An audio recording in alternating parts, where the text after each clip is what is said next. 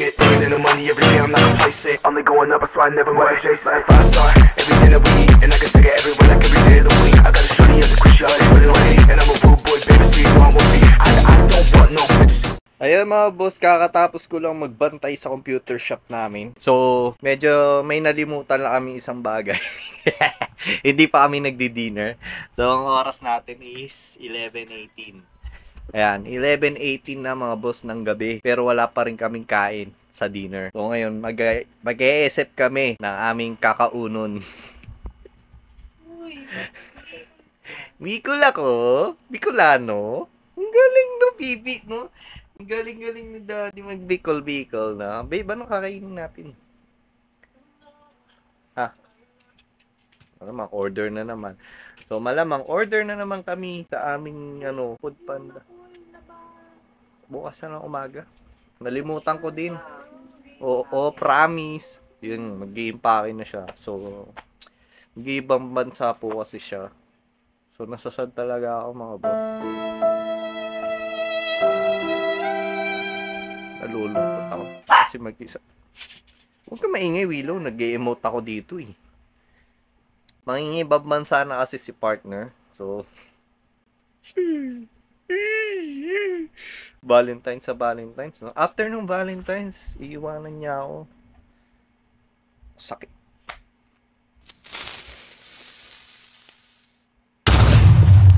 Babe, huwag kang makalimutan mag-video call sa akin, ha? Magpapa-video call lang tayo palagi, no? Pagkatapos niya magtrabaho do kasi magiging domestic helper siya. Domestic helper. Wala lang. Hindi. Kasi dito to. It's a prank! Na-prank ba ito? De, joke lang mga boss. Uwi si partner ng Bicol. 1 week siya doon. Well, mag-isa na naman ako. Pero bagong lahat, ano munang kakainin natin? Anong dinner natin, babe? Ginigigil mo ako eh. Nanggigigil ako eh. Nagigil na ako. Kasi wala akong maisip na kakainin eh. Ito na naman tayo, naalala ko tuloy yung first vlog ko. First vlog ko dito sa Boss Brand. Nag-isip din kami ng kakainin, no. Ngayon, nakalimutan namin kumain ng dinner. Ang lupit. Sa dami-daming pwedeng kalimutan, yung pagkain pa. Relate ba kayo mga boss? Kasi minsan talaga malilimutan natin. Pag medyo tumatanda na tayo mga boss, ganun talaga nakakalimutan natin yung mga bagay-bagay. No? Babalik ako kayo mga boss. Mag-iisip lang kami ng kakainin. Sasama ko kayo sa kainan natin. Alright.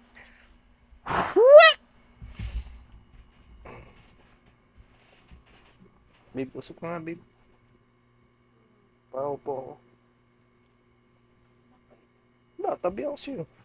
Miss kita eh.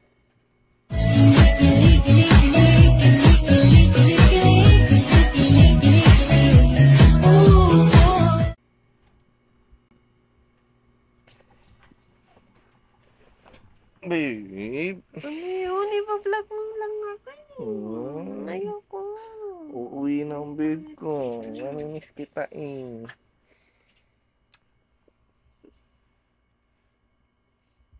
Anong gagawin ko dito pag umalis ka? Tapos po, dalawa. Di mag-vlog. Vlog. Tapos ito pa kasama ko. Yan. Yung pasaway mo. Tapos mag-isa ako dito. Anong gagawin ko? Wala akong gagawin dito. Magbablog nga ako. Saglit lang naman mag-vlog. So, anong gagawin ko sa 24 hours ko dito? So, maglalaro ko ng computer. Maglalaro ko PS5. Babantay ako shop. Nagtatrabaho ako. Ano kaya maganda yung vlog, no? Try ko kaya mag-challenge, no? Puta ako ng SM. Puta ako SM. Tapos doon ako sa World of Fun. Ang challenge ko is yung wala akong panlaro doon. So, mangingi tayo sa mga tao. Kapal na mukha yun. Hindi, mahirap pa yung gawin. Hindi ko pa kaya gawin yan. Dahil pa ako. Medyo introvert pa ako sa part na to. Wow, introvert. Talaga ba? Introvert ka ba? Hindi, yan. Syempre, nakakaya din, no? Unti-unti lang. Malay mo, maging kumapal na yung mukha ko susunod. Yan. Maghanap tayo ng kasama natin, mga boss, dito sa vlog natin, no? Para at least may kasama yung kakapalan ng mukha ko. O kaya mag-piso challenge ako dito sa barangay natin, no, baby. Mag-try kaya ako, no, piso challenge, mangingi ako sa mga kakilala ko, tapos yung buong araw ko is, kumbaga wala akong pera dapat, no, tapos ang mangyayari, mangingi ako sa kanila, sila yung magpapakain sa akin, kahit magkano ibigay nila, so yun, try kaya natin yun. Tama, tama. Ayan, sige, bahala na. Tagal na pagkain kasi. Ano pa, mga 35 to 40 minutes pa siya, mga boss. Kaya ito, binalikan ko na kayo. Ay. I-check ko muna ulit kasi sa Food Panda ako umorder. Alright.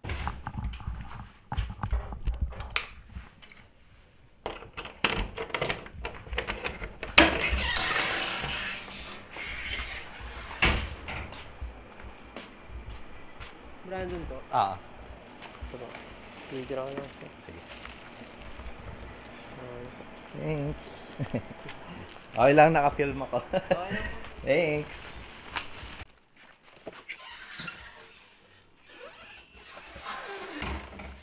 Yun, tumating na ating pagkain. So, akit na muna tayo mga boss. Let's go. Hello again mga boss. Ayan, nag-order tayo. Galing sa Chowking. Happy New Year, Chowking. Happy New Year. Happy Chinese New Year, Chowking. Ayan, tapos meron tayo siopaw. Ayan. And then, extra rice. Wow, nag-extra rice pa. Naka-chow pan na. Ayan. Kaya, sama ko si Ma'am Sing. Kakain kami. Happy Valentine's to all. Happy Valentine's sa lahat, mga bossing. Ayan, so ngayon pala kami magdi-dinner. 12:15 AM na. Delay na pala. Hindi na Valentine's, tapos na. Ayan, napakasimple lang ng date namin ni partner. Ayan, kami kakain lang ng chow fan. Pakita natin sa camera ang ating... Parehas ba, babe? Yung order mo? Hindi. Ano sa akin eh. Pork. Habang kumakain kami mga boss, magtatapi kami ni Ma'am Sin. Para podcast lang, di ba? Dati nga. So, since Valentine's ngayon, syempre, dapat related sa Valentine's ang ating, pag-uusapan. Required ba lagi magbigay ng Flowers? flowers and chocolate? Actually, oo. Required talaga siya. Pero wala akong bigay sa'yo, no? Bakit kaya? Tignan nyo na sa post ni Ma'am Sin. Required yun kasi once a year lang naman yun. Dapat binibigyan talaga siya. Kaso tayo kasi naging practical lang tayo. Mas pinili mo yung magagamit mo kaysa dun sa saglitan mo lang kumbaga, saglitang kaligayahan lang, di ba?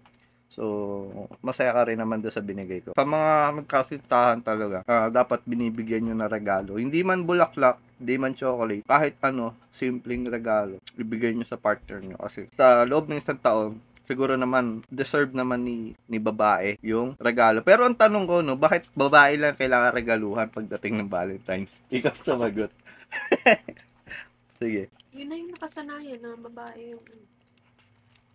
Yun lang ba talaga? Nakasanayan lang ba siya? O talagang, kumbaga tradition ba siya? Tradition lang ba siya? Or, hindi ko alam kung bakit Kasi ang Tagalog ng Valentine's is araw ng pag-ibig, mga boss. So, ibig sabihin, hindi lang siya pang babae, kumbaga, in general, dapat. Bakit? Pwede naman kaya bigyan ng... Oo nga, pero usually Hindi lang kasi, talaga sanay. siguro, tradition na lang din ng mga boss. Kaya ganun yung nangyayari. Pero okay lang naman yun. Hindi naman ako nagpaparinig. Gusto mo ba? Hindi naman. Gagawin kita. Hindi. Ayoko bulaklak. Wala akong hilig dyan. Diba? Dati ba nagbibigay ka talaga? Bulaklak? Oo naman, may nabigyan naman din ako. Pero hindi yung katulad nung sa'yo, nung mga na, kasi may kaya na ako ngayon. Wow, may kaya. Yaman mo pala eh. Hindi. I mean, kumikita, yung trabaho. Eh, ikaw, nung high school ka, nakatanggap ka ba ng mga bulaklak? Wala, kawawa ka naman. Pangit ako. Pangit ka. Hindi Eh, nung college? Meron yan. Wala. No boyfriend since birth. Until mag-college. Wow, no boyfriend since birth. Eh, di nyaw. Hindi naman kasi ako yung gusto ng mga boys. Ganun ba yun? Ba't ang sarap niya ngayon? Ugutom lang ako. Sino? Ako? Ito! Ay, yan ba? Pagkain. Alam ko, ba't ang sarap mo ngayon eh? Pagkain ba? Sorry, Valentine's kasi. Ano yung tumatak sa isip mo nung medyo bago-bago lang tayo? Ano natin, memories ba? Like, Yung mga ginagawa natin noon. Ano yung sa atin dalawa, ganyan. Hindi Valentine's. Oo, kahit di Valentine's. Siyempre, about pag-ibig naman yun. Wala, yun pa din. Yung first time kong ma-surprise yung Valentine's. Hmm. Sa work. Yun talaga, Valentine's Day din. Hindi, mansari yun. Mansal. Hindi mo na alam. Siyempre, marami akong surprise sa'yo na nangyari. Hindi lang Mansari, hindi lang Valentine's, hindi lang birthday, hindi lang ano. Tsaka may mga simple days lang na binigyan kita. Saan ako may? Ang kain pa. Wala akong ulam. Kawawa ka naman.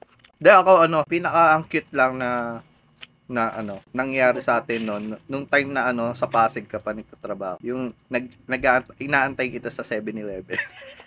Kwentong 7-Eleven. Tapos tatago pa kami doon. Kasi may kasabay siya yung mga ka-workmate niya. Ka-workmate din namin. So paunahin niya na din siya. Sa Segway siya papuntang 7-Eleven para mag-meet kami dalawa. Tapos kikis yan sa akin. Nga ganun. Diba? Ano? Dami alam, no? Kunyari, pupunta 7-Eleven, yun pala, pupunta lang si Boss Bran. Ayun. Ano bang ginagawa mo dun? Naantay kita, syempre. Syempre, ano yan eh, super effort yun. Kailangan mauna yung lalaki kaysa sa babae. Bumalik na yung lasa ng Chowking. Gutom lang to. Paano hindi ka lalakas kumain? Anong oras na dinner natin? Pero gutom talaga ako. Di ba? Kaya nga ako din. Hindi nakalimutan na natin kumain. Kaya nga, Patulog na nga kayo. tulog ka. Sa tulog mo. Yun na yung memorable sa'yo? 7-Eleven? Hindi naman super memorable. Kumbaga, isa sa mga hindi malimutan na ang cute lang kung iisipin mo, di ba? Nung nagduma tayo. Ay, Duma, oo. Siyempre, yung talaga Duma, solid yung Duma. The best. Sana maulit. Si Kiko. So, yun lang mga boss. Good night, everyone. Tapos na rin kami kumain ni Ma'am Sin. And ako'y maglalaro na sa PC ko.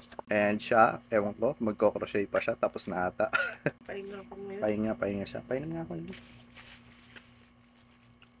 Mixed berry, mga boss. Masarap. Excuse me. So, yun lang mga boss. Alright. Yeah.